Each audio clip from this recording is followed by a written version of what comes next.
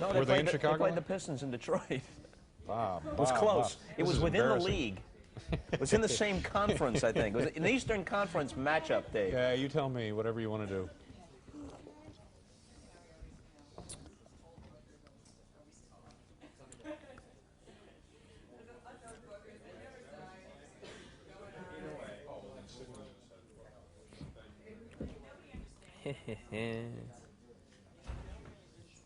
Thank you very much.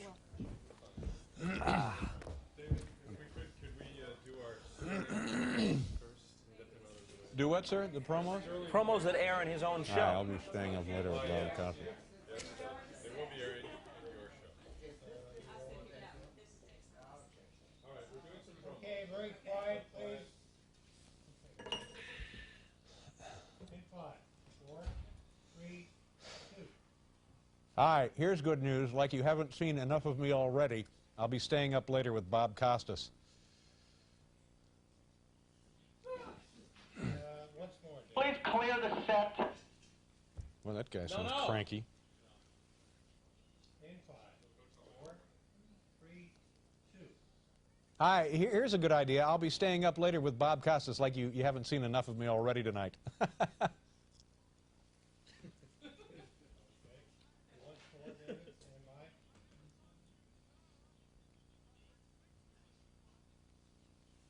In 5, 4, 3, 2. See you later.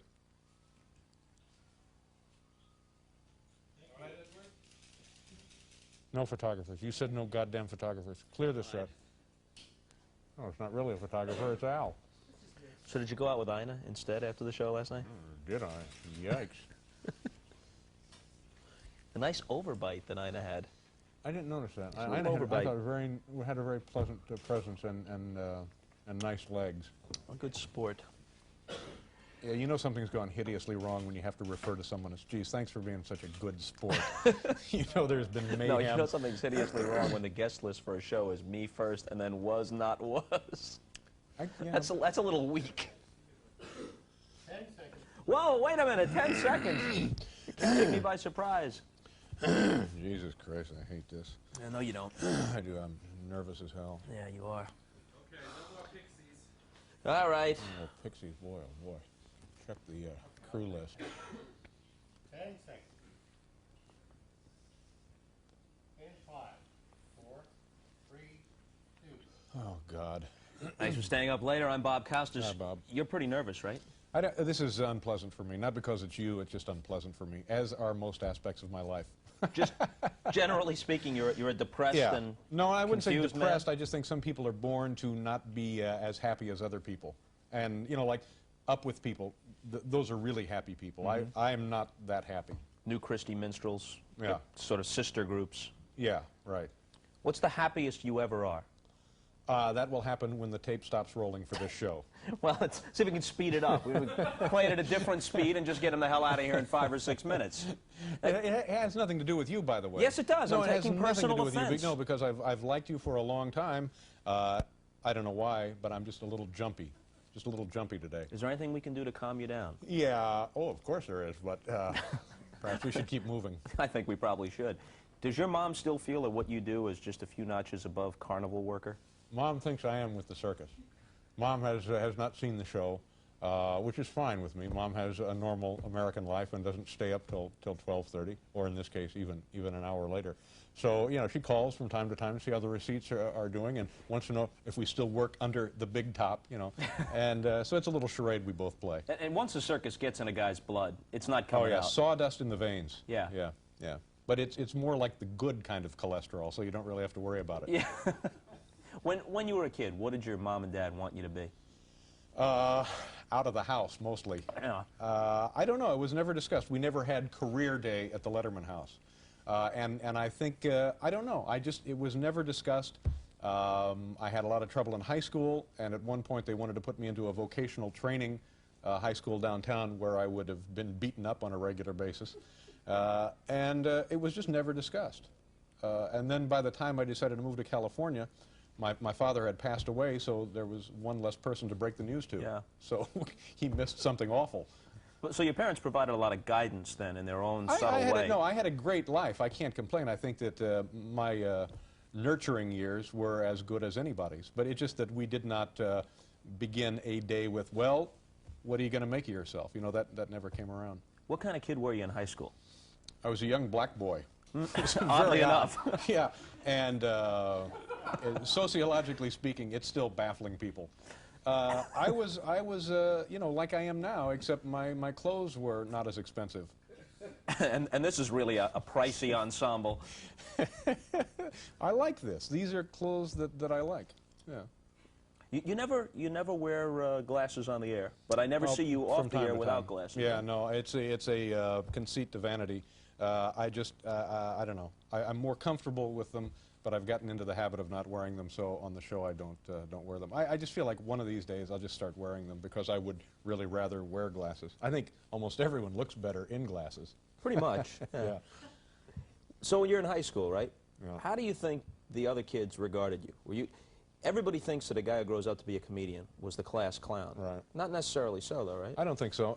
I know the class clown in my class. I graduated from Broad Ripple High School in 1965. I always like to mention that I graduated. As opposed to the equivalency diploma. That's right. But the class clown for us was a guy named Jerry Levy.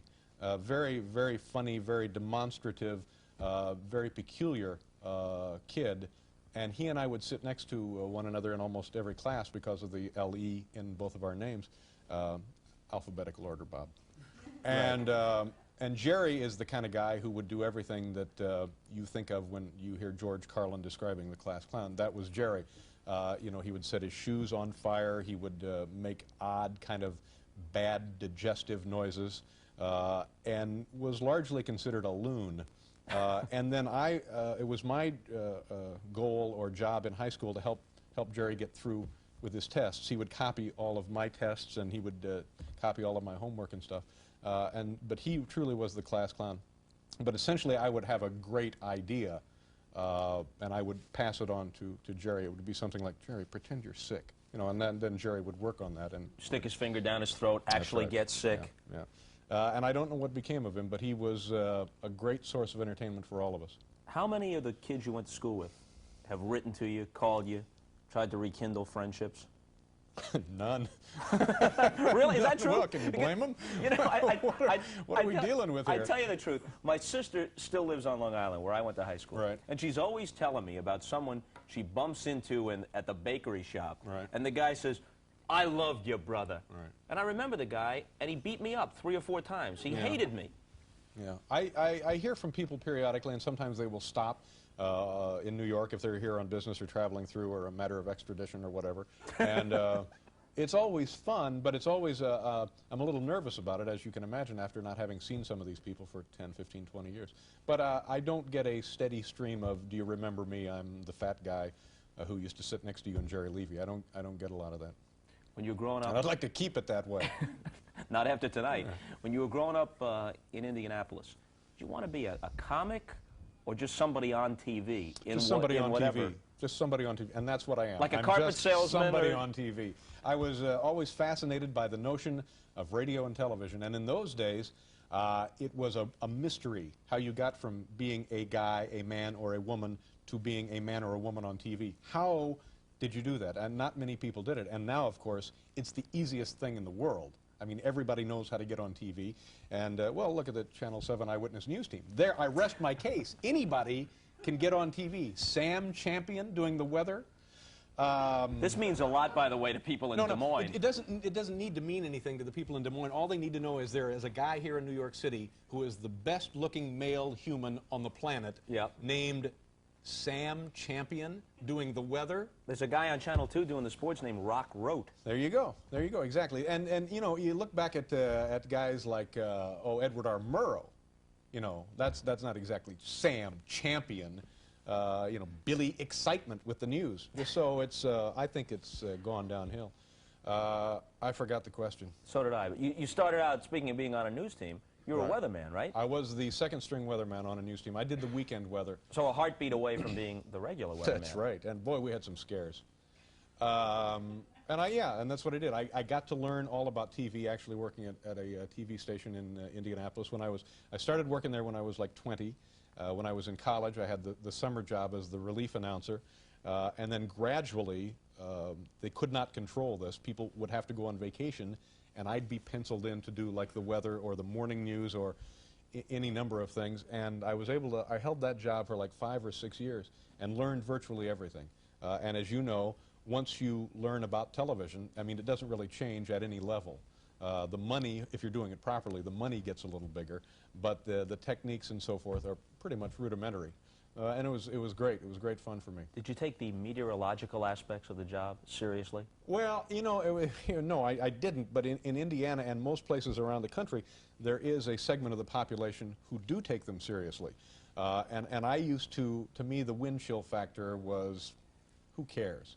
It's either 40 degrees or it's not 40 degrees. Yeah. Don't tell me it's 40 degrees, but the wind chill means it's 80 below. You know, I don't know what that means. It's not really 80 below. The wind chill factor is just something that they invented so guys like Sam Champion could have a career. And then one day I got a call from somebody who was in charge of warehousing soft drinks. And on the strength of my forecast, he had decided to turn off the heater in the warehouse. And lost like 400 billion gallons of Diet Pepsi or something because it froze and exploded and killed some people. Oh, God. And, and on that note, we're more than certain that you'll be staying up later. And we go to the little montage of your career. Oh, God. Well, I covered the youthful years. I feel as if I've done a great historical service. Okay. It's a bad sign. What's that? And the producer has to come up and suggest something. Try and pump some life into this, Bob. Do anything. What? You've seen Freddie come up and things are going particularly well. Yeah. Do a duck. All right. All right.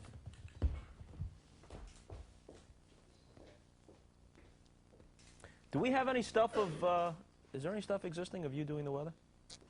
There might be somewhere. I have a cassette that somebody sent me years ago. Yeah, I think there's like 10 seconds of it floating around. It's Canned ham pretty stuff? dismal. Yeah, more or less. All right. I'm ready. 10 seconds. 5, 4, 3, 2. All right. How good a stand-up comedian were you when you were doing that on a regular basis? I was okay. I was okay. I knew from the very beginning that I did not have the constitution of a guy who was going to be doing 200-300 one-nighters a year.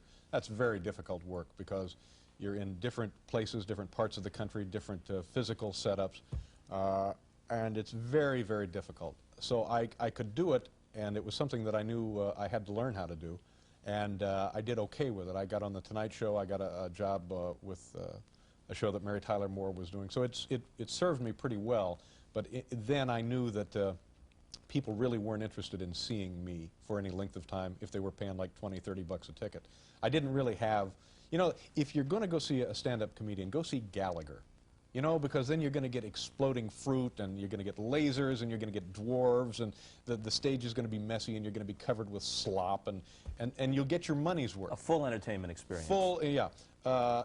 And I don't mean that to sound demeaning, although I guess it does, but I apologize. Oh, it's a hell of a recommendation. If people haven't seen Gallagher now, they're you know, leafing through the paper, finding out when he's coming to their town. But that's what people want to do. If they're paying a sitter to look after the kids and they're paying for parking and they're going to go out for dinner, you know, they don't want a skinny little dorky guy like me standing up there saying, hey, did you see the Inquirer today about that diet? You know, they don't want that. They want to see something explode. They want to go home thinking, geez, we got our money's worth, and plus I have some Gallagher debris on me, you know. But then there are guys like who aren't gimmicky, like Jay Leno, Jerry Seinfeld. Well, guys who just go out and do good material. Right, and but the difference between those two guys and myself, they're far more prolific.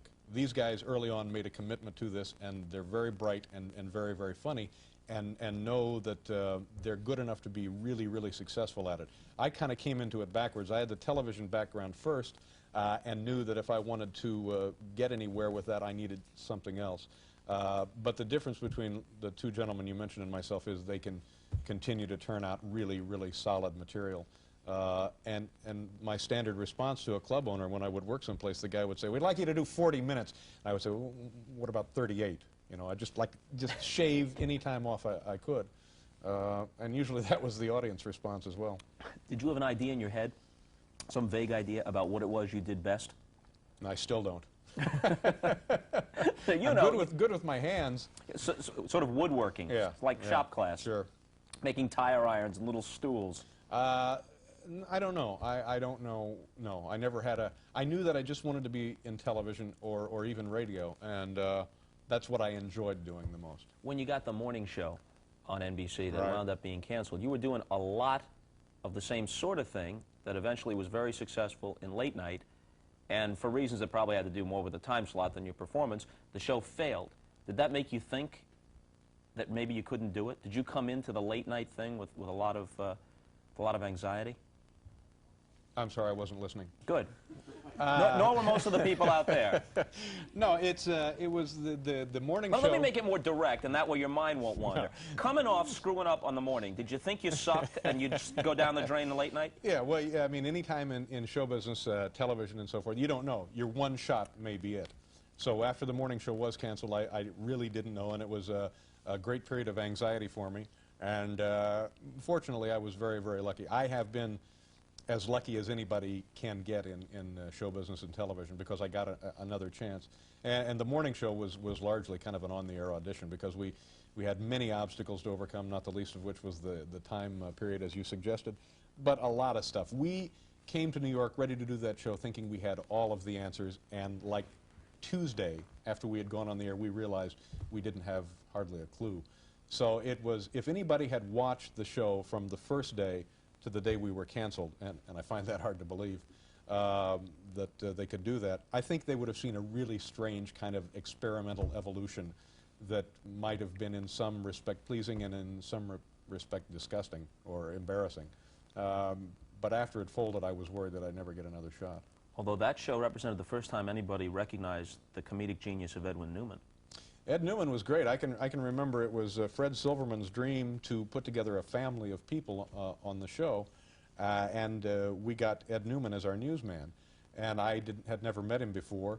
Caught him a couple of times looking in my windows, but that was really my only exposure to Ed, so to speak.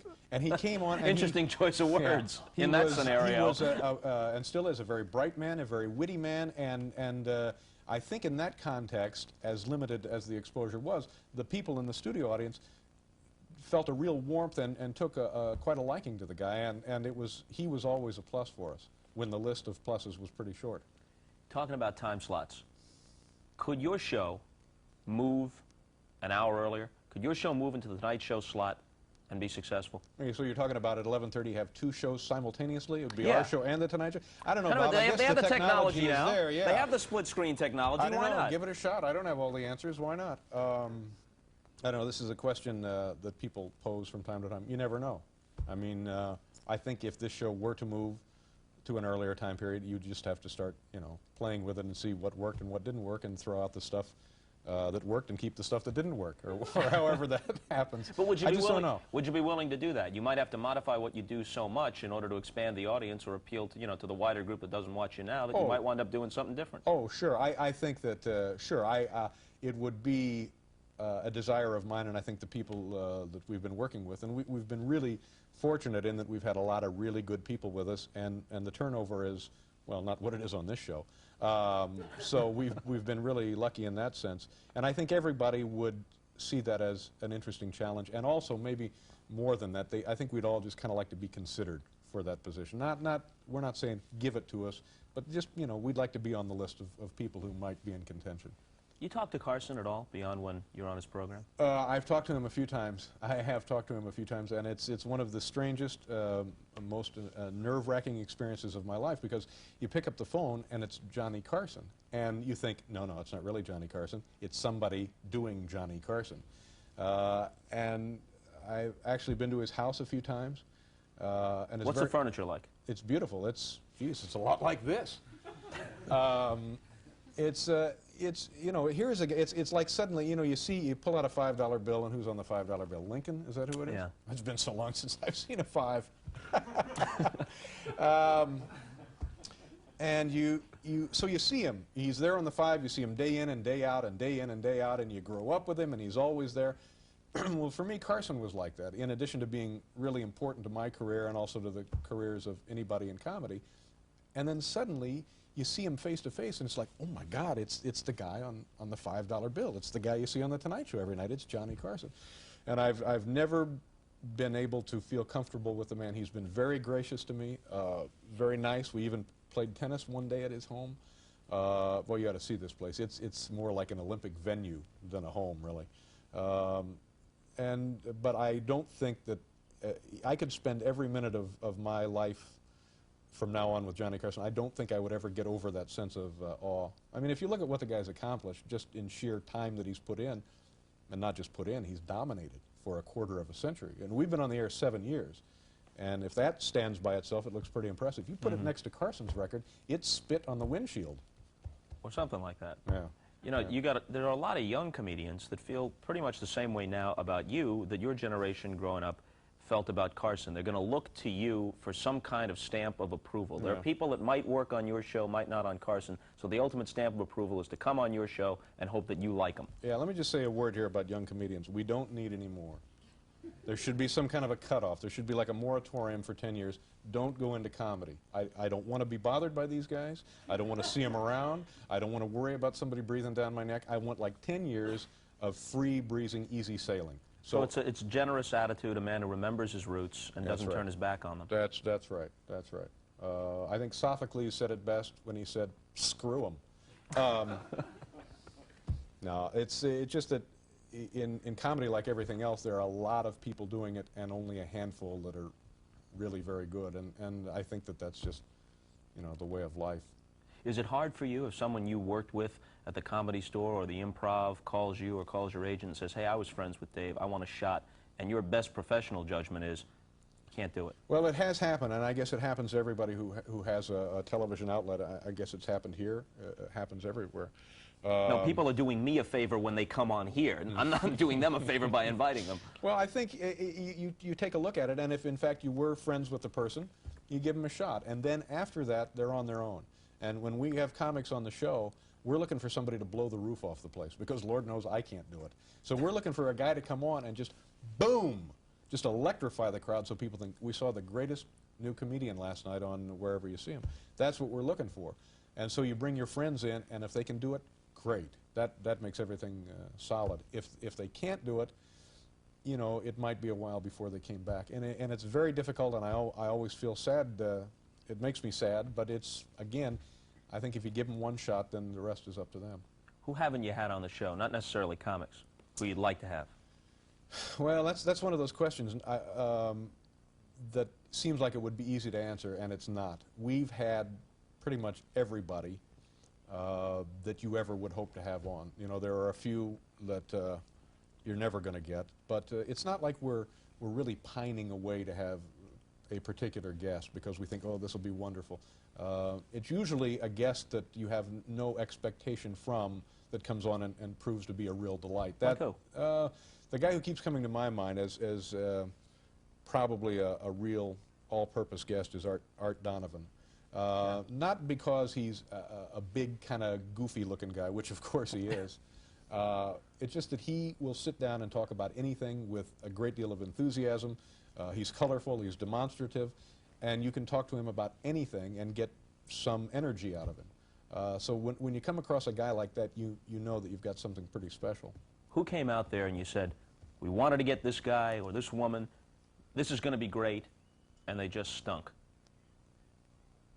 In addition to yourself? Yeah. Geez, I don't know. And the easy lines are always the best. Those fat fastballs you can't resist. I don't know. It can happen on any given night. Any person you think might be great can disappoint you. Anybody you think might be average can be exciting. I don't have a list to answer that question. I'm sorry. Didn't you say once, though, Andy Rooney, had a hard time with Andy Rooney? I had a hard time with Andy Rooney, but in looking back on it, I think it was more my problem, really, than anything he did. He was like a very early guest on one of the, maybe the second week of shows. And I was just a kid who had gone from thinking I had all of the answers to having that show canceled to suddenly back on the air, replacing Tom Snyder, who I thought always did a really good job. So I was really nervous and intimidated by a lot of people. And I think were he to come on the show now, it would be a far different story. In the beginning, I mean, after that happened, it was easy for us to blame his attitude for the reason that the interview didn't go well. But now, I kind of welcome an attitude, good or bad. You know, we get a lot of guests in show business who, you know, you wonder if they even have a pulse, let alone an attitude. So I can't really say that he was a bad guest. I think it was me doing a bad job with him.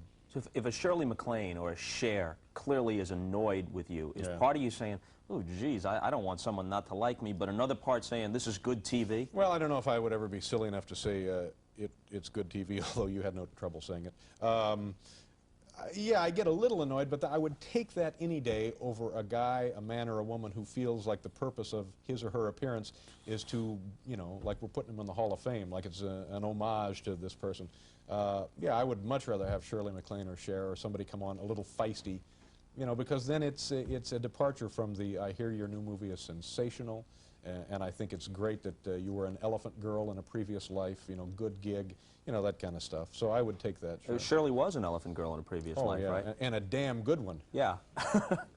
Now, did you have any conversation with her afterwards, or was No. she gone and you're still doing the show? No, she was out and she was gone. It was a little disturbing. In fact, we looked at it the other night because we're considering part of that for the anniversary show. And again, at the time, it was my perception that she was being difficult. On the other hand, having looked at it again, it seems like an argument could be made that I just didn't use the proper judgment in dealing with her. But at the time, I wanted to swat her. But if you wanted to swat Shirley MacLaine, you'd have to wait in line, wouldn't you? What was it about her that just irked you? I'll tell you exactly. Here's a woman who would not talk to us before the show. Usually the guests will talk to our talent people and we'll put together an outline, nothing more than 4 or 5 areas of things that they might want to talk about. And it's not scripted, and it's just to help them and to help me. Shirley was too busy to do that, and although she claimed to have done it in a previous life, but we couldn't find those notes. So that kind of annoyed us that she wouldn't help out there, because we really want people to come off as strongly as they possibly can. So that annoyed us a little bit going in, and then we put together questions about her movie, which she wanted to mention, obviously, and also about a major portion of her life, which is this past life stuff and future lives, and she's written books and been in films and on and on and on about this, and we thought that that was fair enough. And then when presented with that information, she decided she didn't want to talk about any of it. And at that point, you want to reach over and say, well, you know, why didn't you answer the phone at the hotel this afternoon? We could have talked about anything you wanted to talk about. But of course, the rub there is the audience at home shouldn't need to worry about that. That's not their responsibility. That's our little problem, you know. Sometimes you can deal with it. Sometimes I have less patience for it. When you asked Cher, I remember this very distinctly. Apparently, you tried to get Cher on the show for a while, and now she comes on, you say, how come you'd balked? And she says, because I thought you were an asshole. Yeah. Okay, and you were definitely taken aback and a little wounded by that. Yeah. What did you see in her eyes at that point? Well, what I was thinking at the time, in all honesty, was, wait a minute. Here's a woman who was married to Sonny Bono. She's calling me an asshole. And then also, I thought later, she has a tattoo on her body she's never seen. So figure out where that might be. Did she used to date Mark Gastineau? Yeah, it did. I guess I'm still naive enough to take that at face value, and I was a little wounded by it. And then I thought later, well, you know, what are you being a baby about this for? So I got over it in a couple of weeks. Is there any validity to the charge that, sure, this guy's funny, but sometimes for the sake of being funny, he's going to hurt people unnecessarily? Either make celebrities uncomfortable, which is one thing, right, or take everyday people who are defenseless and really make them look like fools. Yeah, I mean, if that is a perception, then you have to assume that there is some legitimacy to it. It's never our intent.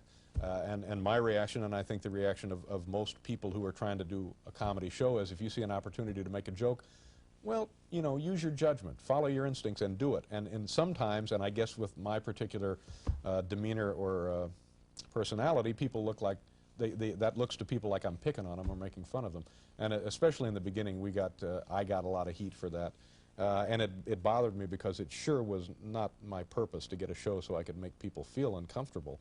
So I try to be careful about that now. But I think in the realm of celebrities, geez, anything goes. Yeah. Are there ever times, though, when you say, I could have been nicer to that person? Yes. Geez, I regret that. Yes, sure. I mean, almost on a nightly basis, I have regrets, not necessarily about that, but I think of things, oh, I perhaps should have handled it this way or handled it that way. Yeah. I think if you don't have regrets, it means that you're doing something really wrong. I mean, you can only learn by identifying something that might have been a mistake and then working toward improving that or correcting it. Yeah. What do you think is better about the show now than 2-3 years ago? Where has it evolved to? Well, I think the color has improved on it. Yeah, the technology keeps improving. We're down to that half-inch videotape, and it's wonderful. What is better about the show? Geez, you know, I can't answer that question. That's a question that somebody with a little more objectivity would have to discuss. I don't know. We hope that it's better. We try to make it better each night. It's interesting. You just never know. This is what troubles me. You just never know where the obstacles might present themselves. And you never know how different the obstacles can be from previous obstacles. But that really should be a given. The part that troubles me about that is still when I get a new obstacle, I may be thrown by it. You would think after all these years that drop almost anything in the road and I can circumnavigate.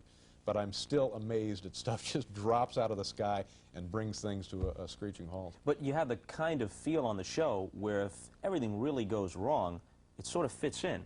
So what if the camera all of a sudden tilts up and starts spinning around in circles or the desk collapses? Right. So what? Yeah, that would be good. But sometimes you would be surprised. That will throw me. And something happened the other night, even before we turned on the videotape, which threw me. I go up into the audience for a couple of minutes just to say hello to the people before the show.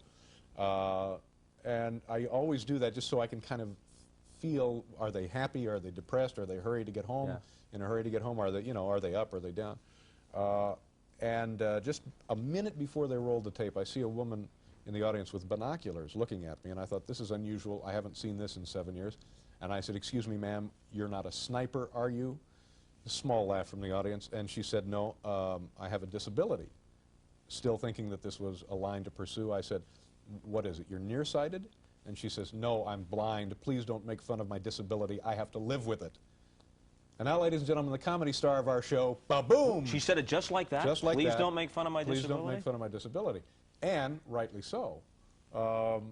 So a chill goes through the audience. Talk about a wind chill. And then we had to start the show. And this troubled me for two reasons. One, that I had been insensitive, although inadvertently insensitive. And two, it just, the audience, you know, you could see them gathering their belongings, wanting to get out, you know, like it. So that was tough. And I thought, why couldn't I have, after all these years, handled that a little bit better? You know, but it plagued me through. In fact, it was the show you were on. Yeah, so pretty much you're hit with a double whammy. 2 seconds before you go on, this lady makes this comment, then the first guest is me, and you know this isn't going to the Smithsonian. Yeah. Although I did think later, and I know this is going to sound awful, no, I won't even say that. No, go ahead. No, I can't no, you have say, to. No, I can't say it because then it would only compound the first mistake. Go ahead. I'm not going It'll to. get it out of your system. No, don't make me hit you. It'll be a catharsis.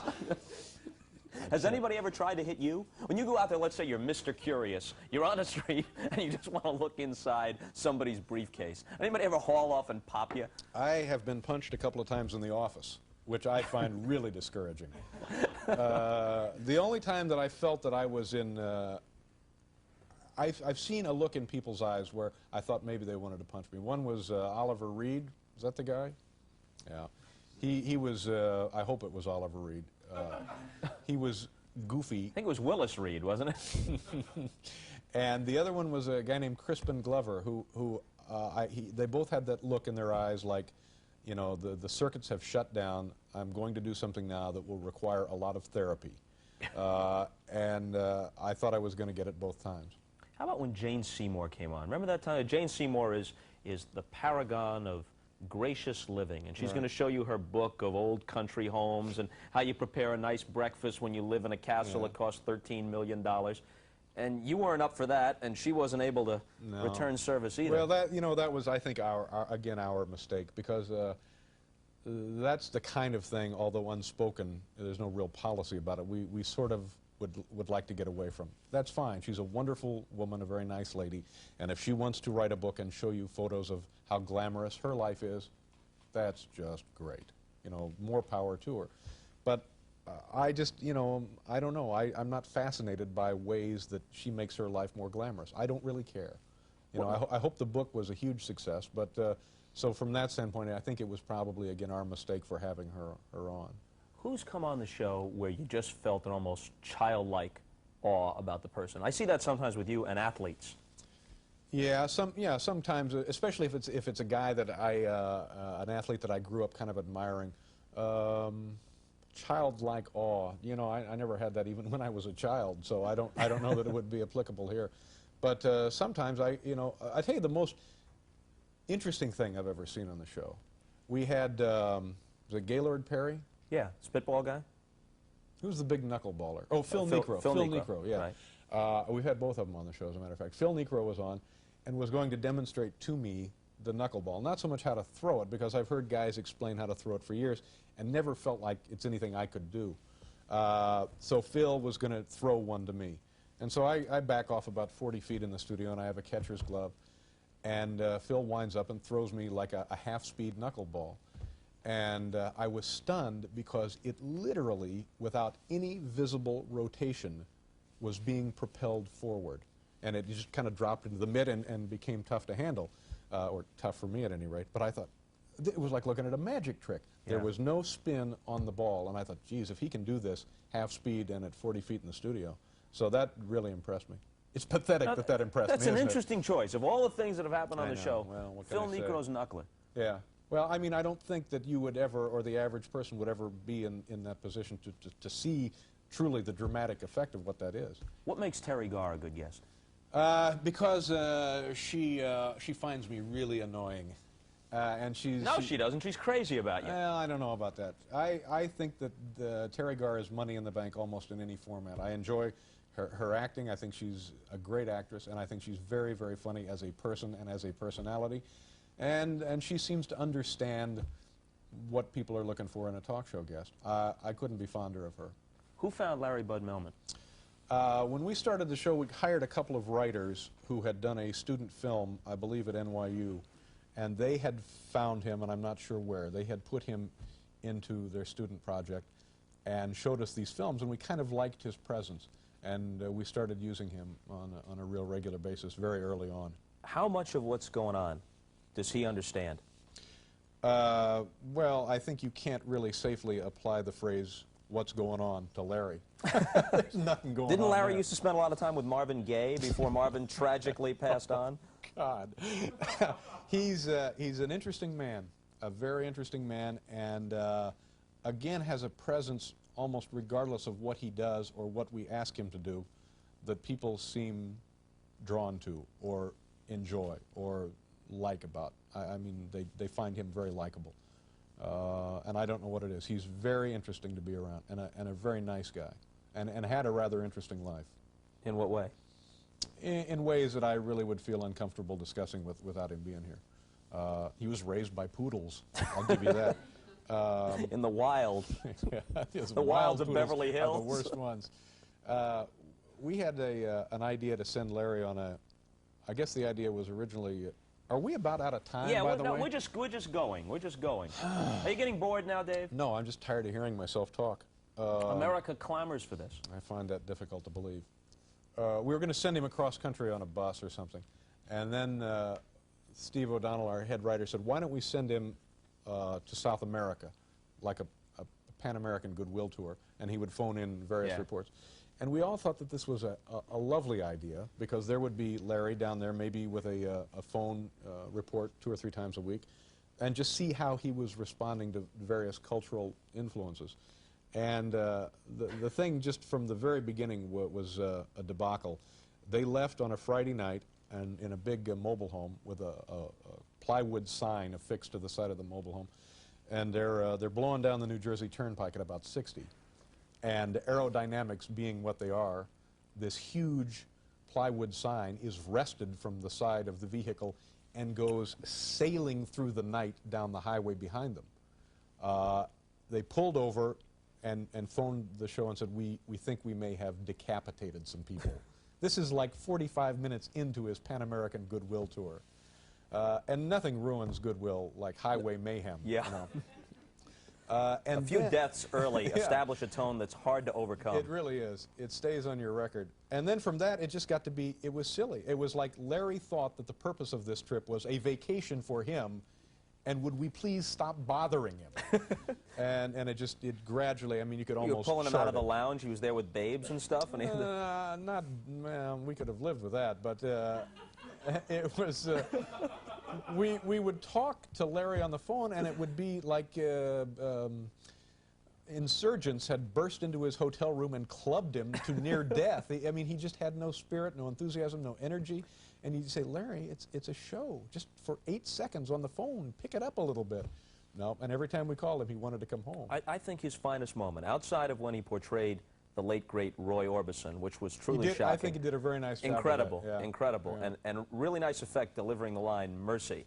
But I think his finest moment is as Larry the Big Man Melman. Yeah, Larry the Big Man. We put him in this costume and rolled him out, and yeah, it was an interesting look. Will we see more of that? Inquiring minds want to know. No, we finally dismantled the big man suit and gave it away one night.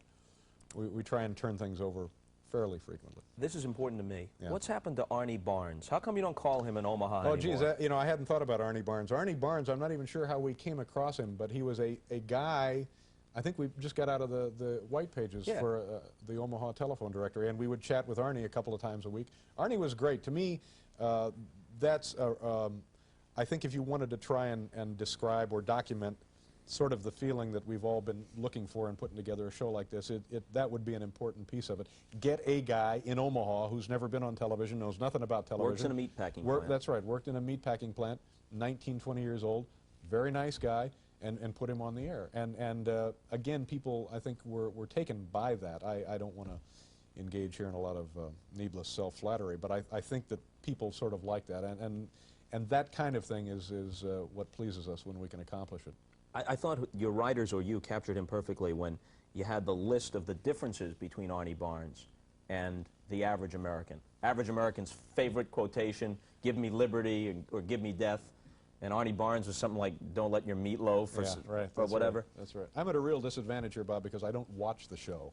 So I don't, a lot of these things, I don't know what you're talking about. You don't go home and watch your No, I don't go home and watch it. I will watch it in the office if I feel like I have really screwed up something. I'll go upstairs and watch it. And here lately, I've been watching it every night. But, you know, you can kind of tell if it goes okay. And if it doesn't go okay, I want to go up there and find out where it was I screwed it up, and can I prevent it again. So if you're up at 12:30, what are you doing, watching Joe Franklin? I'm rarely up at 12:30. Hot glass of milk? Classics? No, not a hot, sleep after the 11 o'clock No, it's news? just that, you know, I'm getting some age on me now, and I need all the sleep I can get. So I'm not up usually at 12:30. We'll be back. It's the longest half hour of my life. Well, it's actually longer. We tricked you. We only need one. We only need One more segment? Yeah, it's very short. We need a top that just says why we're here. Tomorrow night he has a major special. Segue into night. Paul was just here and asked him a few questions about Paul. Stop dead and do the good nights, and he's out of here in 6 or 7 minutes. You got it. Stop dead, do the good nights? Yeah, I mean we'll just Okay. pick up. I don't need any. Okay. Hope this hasn't been too painful. No, it's just at one point I got a sense that I was talking an awful lot. Just talking. Oh, especially when you hear yourself talking about things that you might have been asked before. You know, I mean... Do you want to talk about Bryant? Hmm? Talk about Bryant? You want to talk about Bryant? It's up to you. All right, if you want to talk about it. Sure. Yeah. Okay. I mean, unless you have something. I don't No, wanna... it's okay with me. Just Bryant. An opening? What? Bryant. Okay. Just an opening. Bryant and Paul. Tomorrow night is the 7th anniversary special. Right. This will be on Tuesday. Yeah. This is a show opening. I mean, This will be a show opening on number 2. How do you keep all this stuff straight? Well, with you, there wasn't much to keep straight. No, They I mean the didn't- various the cameras and you do it everything's isolated, right? For the most part. Sometimes I sneak a glance to see if that's in position. Just ISO all three cameras and then make it up later on. Ready? 10 seconds. In 5, 4, 3, 2. Thanks for staying up later. First things first, David Letterman's 7th anniversary special, tomorrow night in prime time. What time? 9:30, I believe. It's an hour and a half tomorrow. What sort of thrills can we expect? Same old crap, by and large. So it's a must. Set those VCRs. Yeah, circle kind of a your TV compendium guide. of crap. Yeah, it's, I don't know, you look at the stuff and some of it is fun to see again. We each year try and include more new stuff than old stuff, but then you look at some of the old stuff and you think, well, it's the kind of thing people might be interested in seeing one more time. It's a very difficult process. A lot of people spend a lot of hours pulling the videotapes, and then the hard part is just looking at it over and over and over again. And once you've seen it once or twice, suddenly you think, why did we even bother getting this off the shelf? So it's difficult. Now, what's your equivalent of Ed Ames throwing his tomahawk on Johnny's show? Well, I guess, you know, I ought to have an answer for this. Attaching yourself to the wall with I think the Velcro, Velcro suit, maybe lowering something yourself like in that. Alka-Seltzer tablets. Yeah, something like that. I don't think it has yet achieved the notoriety that the Ed Ames clip has. Its place in destiny. You know, I don't think we're close to that yet. When an anniversary show approaches, is there an avalanche of mail? Show me this, show me that. I don't think we ever get what you could describe as an avalanche of mail. So the full week's mailbag is the 5 or 6 that get on Pretty viewer much it. mail? Yeah, that's right. There's usually one left over, looking for a recipe or something. No, I don't think we get a lot of mail around anniversary time. I don't. You just it's hard to judge. You just don't know how much of it people want to see again and how much new stuff they would like to see. You have no way of knowing, so you're left to your own instincts, and it's difficult. But we always try to make it a really solid representation of the show. Does Bryant Gumbel send a congratulatory wire or a card? No, we haven't heard from Bryant. Haven't actually seen Bryant in quite a while. I saw a great deal of him from Korea on the Olympics, and thought he did a great job. Thought you did a great job, as a matter of fact. But haven't spoken to Bryant. What would happen if you and he were coming opposite directions down a narrow hallway right now? You think you might just look at one another and say, this has been so stupid? Well, I see. I don't even think it's at that level. I've always had a lot of respect for what he does on the Today Show, and even before that when he was in sports and stuff. So I'm inclined to like what he does professionally, and I think he knows, as I know, that the whole thing is silly. This little feud, you know, I think he understands that it's a game. I don't think he takes it seriously. I don't take it seriously. I think it's great fun, and I think he probably thinks it's great fun. I just can't believe that he would, you know, really be annoyed or irritated by any of this. So you think his tongue is in his cheek when he says, I don't like him, I think he's a jerk? Yeah, I think so. Because to me, that's comedy. Yeah, I think it's a little like big-time wrestling. I mean, his producer asked us to interrupt their show, their primetime Today Show. He was in the meeting when it was discussed when we would interrupt the show, so he knew all about it. And if you watched his show, the Primetime Today Show, you couldn't tell that we had done anything. The only impact was on our show, where we had the cameras looking at them, and so you could see that we had interrupted another show.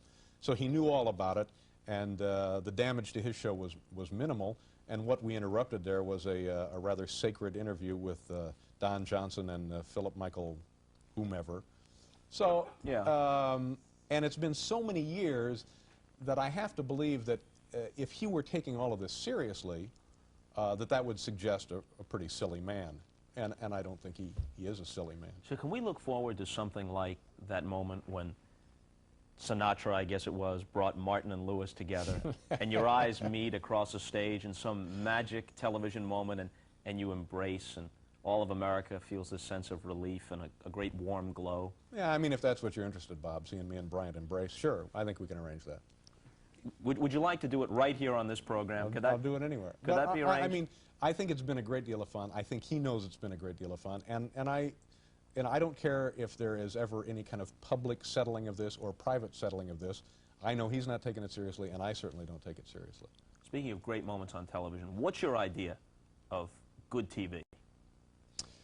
See, again, here's one of these questions that I ought to have an answer for. I like, you know, monster truck racing. I like that. On ESPN, yeah. Yes. Car crushers, that kind of stuff. I could watch that hour upon hour.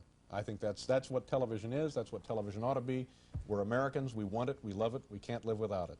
Little wrestling, perhaps? You into wrestling? Exactly. I love wrestling. Bobby the Brain Heenan and Gorilla Monsoon with an in-depth analysis? Bobby the Brain Heenan is from Indianapolis, Indiana, my home city. Yeah. And Bobby was involved in wrestling in Indianapolis. He was in the era of Dick the Bruiser, who in the Midwest you couldn't get a better-known wrestler than Dick the Bruiser. True.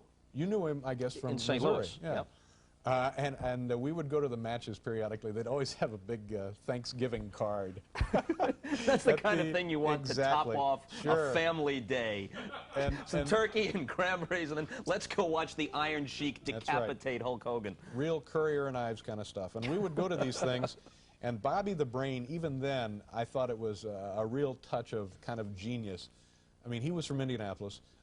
Dick the Bruiser, I think, was from Indianapolis, but always was introduced as from Reno, Nevada, the world's most dangerous wrestler. And I thought, geez, I wish I could be known as the world's most dangerous anything. And by the way, how do you prove that, you know? But Bobby the Brain Heenan, who was not Bobby the Brain in those days, was actually a wrestler, little puny guy that he is. And he always had himself introduced as being from Beverly Hills. And the wrestling crowd on Thanksgiving night, I mean, you couldn't have said anything more irritating to these people than to have this little weasel, this little bleached blonde geek coming into the ring as having been from Beverly Hills and all that that would possibly suggest. And I thought in those days I predicted big things for Bobby. Big deal. And what a talent scout you turned out to be. You know, the single most terrifying phrase, though, in wrestling is when a grappler is announced as being from parts unknown. Oh, brother. Ooh, that sends a chill down my back, you know? What kind of background does this guy have? There used to be Doesn't even have a green card, this guy. There used to be a guy called the Masked Terror, and he was from parts unknown. Yeah. Yeah. It was pretty exciting in those days. But, you know, there's a whole generation of us, and we look to you to carry our banner, who honestly believe that a real good half hour of TV is reruns of Home Run Derby, The People's Court, My Three Sons. Yeah, Nick at Night is pretty much my favorite channel. Yeah, they're doing some pretty interesting things there. And I found here lately also, I guess on the Disney Channel, they rerun Ozzie and Harriet. And that's very easy to watch and very entertaining. Sure it is. Yeah, they're very appealing people. The phrase that I remember from Home Run Derby, whoever was doing the announcing of that, and it was something that the guy's name was Mark Scott, I think. A guy would drill a shot to the wall in Home Run Derby, and he said, anywhere else in America, that would be a solid base hit. But here on Home Run Derby, it's a long out. Yep. That's right. Home run or nothing here on Home Run Derby. Remember, they would interview the guy who wasn't up. So Duke Snyder would hit one home run, and then Willie Mays would come up and he'd say, Duke, I guess you've seen a lot of Willie in regular games. Why, yes, I have. We play all the time. Sometimes at the Polo Grounds, sometimes at Ebbets Field. Yeah, there's a Willie's league a for fine this player. kind of thing. Yeah. Yeah, pretty entertaining. In black and white film, I believe it was shot on. Yeah. Yeah. Where'd you find Schaefer? Well, that's not the question. He was already a well-known guy. What made you select Schaefer? Well, he was our only choice, really. We found out early on when we were putting the nighttime show together that he was available and that he was interested, and we said, that's it, you got it. I mean, I knew enough of his background. I knew more about him, I guess, as somebody who really was good at comedy, somebody who was very funny. I knew less about him musically, but the combination of the two, we felt like this is the guy, no more calls. And he continues to be, from my perspective, night in and night out, the best part of the show. I mean, he's very important to me. The band is very important to me. And even if everything goes horribly wrong on the show, at least I know the audience has heard really nice, exciting live music in the studio. Unfortunately, on the show at home, they don't get to hear as much of them as yeah, they play hard-driving stuff just before you come on, and that picks the audience up. Regardless of to what happens, it always makes me feel better. I just like their presence. I like their music, and if he were to decide to leave the show, I'm not sure that I don't know what I would do. I would maybe think of not doing it anymore because I just can't imagine getting used to another guy in there. It could be done, I guess, but I would find it very discouraging. How much of the exchanges are at least loosely scripted, and how much entirely ad-lib? I would say 90% of them are just loose exchanges, not scripted at all. Sometimes it works, sometimes it doesn't work. But I enjoy him as a presence and would feel like I was not wearing pants if Paul were not there. You know, and I've done the show a couple times without pants. Yeah, behind the desk you can do that. Yeah, anything goes. And wasn't that the start of the whole damn thing with Gumbel? Because Lawrence Grossman, then the president of NBC News, wasn't wearing pants, and if you didn't have to report that fact to America, none of this would have happened. That's right. That was the whole thing. That's the genesis of that. Do you and Schaefer socialize? We have, yeah. I don't think that he or I could say we're best friends, and I don't think we, you know, I wonder if we were the best of friends off the show, whether we would have the same kind of chemistry on the show, if you can call it chemistry, I don't know. I kind of like the idea that we're friends, we're friendly, we work together, we go to dinner, we celebrated New Year's Eve together and so forth, but I don't, I wonder... In Times Square? Yeah, and they're picking pockets. I don't know, I think maybe everything is better this way. People say that even those who like you and can call themselves your friend, that you're really not a very social person. You're out of there, and you know, people might know you 5, 6 years, never have been to your house, never really gone out with you beyond being around the show. Well, yeah, what's wrong with that? So you're grouch? What the hell's the matter with you? I don't know. I just, I don't know. I don't know. I have friends. The people that I work with, I have really good friends, people that I've known for 7, 8, 9 years now from doing the show, and I consider them my friends, and I hope that they feel the same about me. And I think that's a real luxury that you get to come to work each day with your friends. And we have people in our office that I think represent the brightest, smartest, funniest, nicest group of people that you could hope to assemble. So I feel, you know, at the end of the week, I felt like I've spent the week with my friends. Your writing staff is incredible. Yeah, I've been, again, very, very fortunate. I wish I could take credit for all of the good things that have happened on the show and to the show, but it's largely the work of the writers and also the people who do the production of the show, the talent people and so forth. What's the single greatest, it is too hard to pick, maybe 2 or 3, greatest top 10 lists? You got me again. I don't know. We've done so many of them. None really stick out in my mind as Really? one. Yeah. That's amazing to me. That I can remember, and it's much less skillful work, but I can remember excerpts from innings of ball games I've done and conversations here. It sticks in my head. And with you, it's gone once it's over with? Not gone. It just, everything after you've done so many of these, we've done, I guess tonight was 1,081. It all kind of gets to be a little gray, you know. Dan Quayle's top 10 pickup lines. See, I don't know how you know these things about this show. That to me is amazing and kind of sad. Pathetic might be the more sad understates it. Pathetic in a way that's almost too difficult to contemplate. That's what it is. And we'll be back. All right, you can fiddle with that. Last night's was a good one too. Malamar Gaddafi's Monkey Clumps. I don't even remember tonight's. I don't even know what we did tonight. I remember. I don't think it's vanity. I think it's just a matter of being into it. I remember what I said on base hits. I remember what Kubek said. It may be that in your circumstance you're concentrating more intently on it than I am. I mean, minute to minute you've got to know what's going on. I mean, with the top 10, all I'm really listening for is it getting a laugh. Yeah.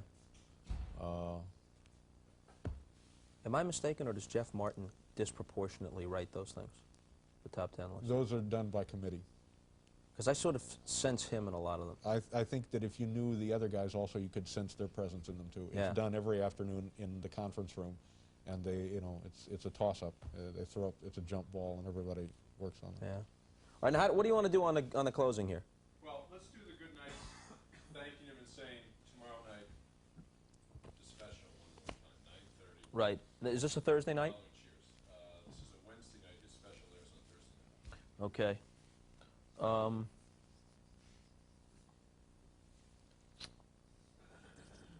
Make it short because we're loaded and slow. Okay, okay.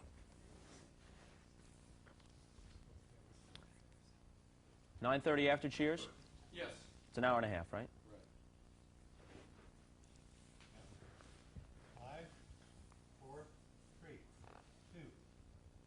Tomorrow night after Cheers, right here on NBC, 9:30. The Letterman years. Is that what they're calling it? It's a 7th anniversary special. An era in American history. Yeah, Most people pretty much remember where they were the night you came on the air, don't they? I don't even have an idea. See you later.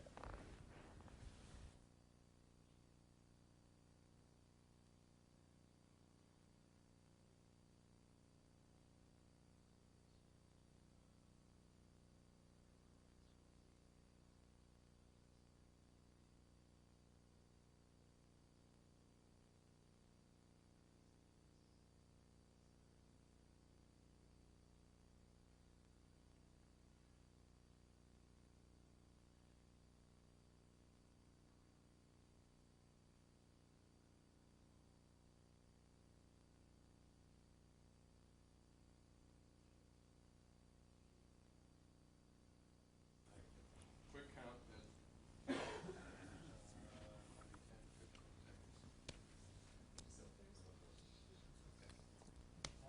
So this is This is the Tuesday show? back tomorrow night and airs on 2 days. Okay. In 5, 4, 3, 2. Do it again. 5, 4, 3, 2.